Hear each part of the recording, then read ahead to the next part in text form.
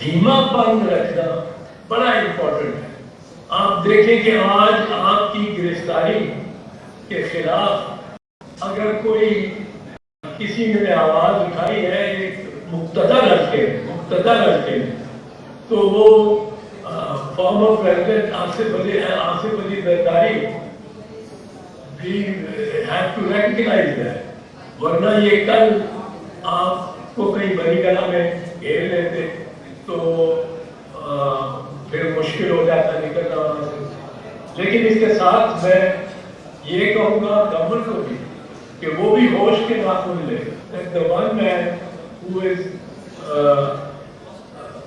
really resisting the arrest of Chairman Imran Khan is Asif Ali Zardari. I think if we began to act in this manner, तो फिर हम आगे बढ़ सकते हैं, वरना हम तबाही की तरफ जा रहे हैं। मेरे दोस्त एतजाज़, मेरे हमसाया एतजाज़ हसन एक और बात की कि मुझे मुफाहमत करनी चाहिए। आसिफ ज़रदारी का उन्होंने नाम लिया। मैं अब इसका जवाब सिर्फ इस तरह देना चाहता हूँ कि देखें, आप सीरत नबी पढ़ें, हमारे नबी सल्लल्लाहु अलैहि वसल्लम की ज़िंदगी पढ़ें, कोई दुनिया की तारीख़ में उनसे अजीम इंसान नहीं आया ना आ सकता। लेकिन उनसे ये भी याद रखें, उनसे ज़्यादा रहमदिल इंसान कोई नहीं था। रहमतुल आलमीन थे, सारे इंसानों के लिए, मुसलमानों के लिए नहीं, इंसानों के लिए रहमत बन के आए थे।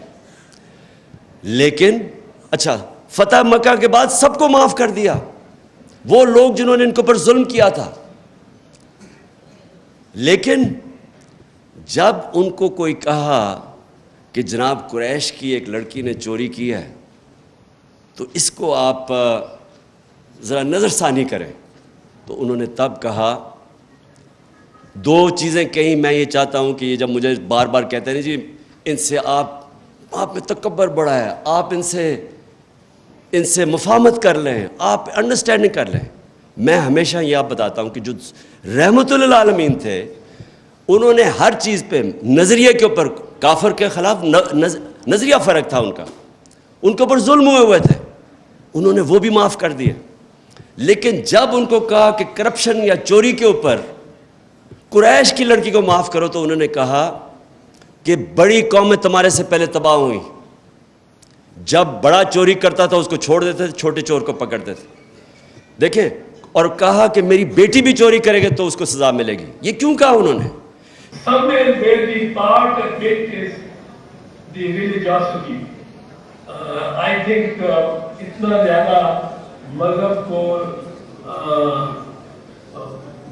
लाना नहीं चाहिए सियासत में, पर बहरहाल आप लाते हैं, आपने मुकाबला करना है मौलाना फजल रहमान का भी, बहुत सारी और ताकतों का भी, और आप उनसे बेहतर आपने अपने काम को साबित करना, you are in the forefront of it. उन्होंने कहा कि बहुत ज़्यादा अपनी तकरीरों में अब दीन का इस्तेमाल करते हैं। देखिए, मैं ये पहले ये वाज़ेह इसलिए करना चाहता हूँ कि अगर मेरे में अल्लाह ईमान ना डालता तो मैं कभी पॉलिटिक्स में ना आता। मैं सिर्फ पॉलिटिक्स में एक वजह से आया था कि मेरा दीन ही नहीं, जो भी अल्लाह ने दुनिया में पैगंबर भेजे, वो उनकी जो बुनियादी चीज़ कि दुनिया में आने का मकसद क्या है, वो तकरीबन सारे भी जितने अल्लाह के पैगंबर, उन्होंने एक ही बात की कि जितना अल्लाह आपको नवाजता है, जितनी आपको नेमतें बख्शता है, उतनी आप पे जिम्मेदारी डाल देता है कि आप उन नेमतों से अपने मुल्क में इंसानियत की कैसे खिदमत करते हो। ये सारे अल्लाह के दीनों की बुनियादी मैसेज है। तो दो तर्ज है ज़िंदगी के, एक आप अपने लिए जिए और आसान ज़िंदगी है वो, और मेरे लिए बड़ी आसान ज़िंदगी थी, और एक दूसरा है कि आप ज़िम्मेदारी बाहैसियत इंसान अपनी ज़िम्मेदारी उठाएं और कोशिश करें कि अपने माशरे के अंदर लोगों की ज़िंदगी बेहतर करें। तो ये आज से 26 साल पहले मैंने अपनी पार्टी का मंशूर रखा था और तब मैं पॉलिटिक्स में आया था।